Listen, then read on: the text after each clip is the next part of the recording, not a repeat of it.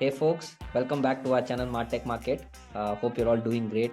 Today we're going to cover one of the most important but super easy and basic analysis that any brand today would be doing. We call this funnel analysis. We use funnel majorly for two purposes. One is to understand what is the conversion rate, and second is to understand where exactly are our users dropping on the website or the app, right? So if you see this funnel, this is a classic e-commerce flow. How exactly it goes about is a user would be coming onto your website. Then if there are certain products that the user wants to view, the user would be viewing at that product. Then if the products are interesting enough, they will add that product to the cart and then end up buying the product, right? This is the four steps involved in a user visiting to a transaction. There could be more steps, but have taken these four major steps. And let's look at the conversion rate. If you look at the conversion rate, it is about 1.65%, which is pretty decent for an e-commerce website. You would see the conversion rate to be somewhere around 1 to 3% from a visitor to conversion. uh, and for few excellent websites there it goes up to even 5%. So whereas while I say it is pretty decent, there's definitely scope of improvement. This could be easily somewhere around 2 to 3%. So to improve this to 2 to 3%, let's try to understand where exactly are our users dropping on this website.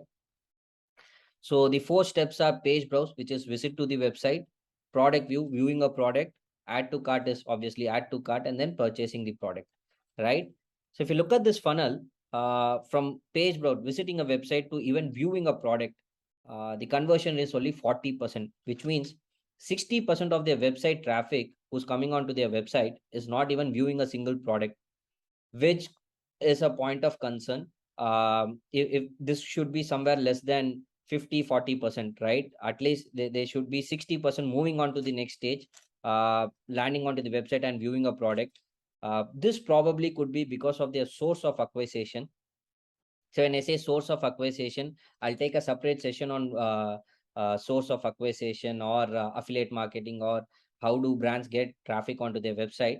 But to keep it short, this website can get traffic from different sources like FB or any kind of social media, Google, or they would have been tied up with any some affiliate partner, and the traffic could be coming from different sources of affiliate partner. So to understand this better, and what exactly happens in this website is, if at all this website is primarily dependent on an affiliate partner to get traffic onto their website, and if they're on certain models like cost per click, cost per visit, probably these affiliate partners are doing a very bad job in getting a quality traffic. They're just focusing on making money and getting some raw traffic onto their website, uh, because they are going to be paid on cost per click and cost per visit, right? um, so in order to improve this first step, or first level conversion rate, we should focus on acquisition strategy. And honestly, if it has to be acquisition strategy that we'll have to work on, that for that we'll have to do further analysis. I'll talk about that analysis at the end of this video. uh, Second thing is, if you look at stage 2 to stage 3, which is like the overall percentage of people moving from the total audience is only 11%, but between product view to add to cart, we have about 27% of the audience moving from product view to add to cart. Now even this number seems to be pretty low. This should be somewhere more than 30-35%. How do we exactly improve this is, we majorly focus on two things. One is right website and app experience. How do we give right website and app experience? If a user is looking at a particular product, that is an intent that the user is throwing out. When I say that is an intent the user is throwing out, the user tells us that the user is interested in that product, but we aren't sure whether the user is going to buy that product. So that's where product recommendation comes really handy. For you to understand product recommendation, to keep it very simple, you would have visited this website, you would have visited Myntra.com, Amazon.com. If you are viewing a particular product, you scroll down a little, they'll show you some recommendations saying, hey, you may also like similar product. So what we are going to do is, first we'll have to check whether this website has any recommendation as such. If at all they have some recommendation as such, we'll have to look at how good is the algorithm, right? So when I say how good is the algorithm, we are majorly focusing on what is the quality of recommendation that they give, right? So that is what we'll focus on to increase this product view to add to cart, so that the right set of products are shown to the user and user adds it to the cart. And the other way is, if even after doing that, if there's a certain number of people dropping off, um, These are the users who have already shown interest on your website. So retargeting them through different channels becomes very important. When I say retargeting, it could be you drop off and you go to a social media channel, the ads are seen there with relevant products. Or you can use offline channels like email, SMS, push notification to target back this customer and get that customer back onto your website. These are the two things that we'll be doing to improve product view to add to cart ratio. Now, what I've shown is a very basic funnel. There's a lot more you can do with this funnel. For now, I've taken all audience into consideration.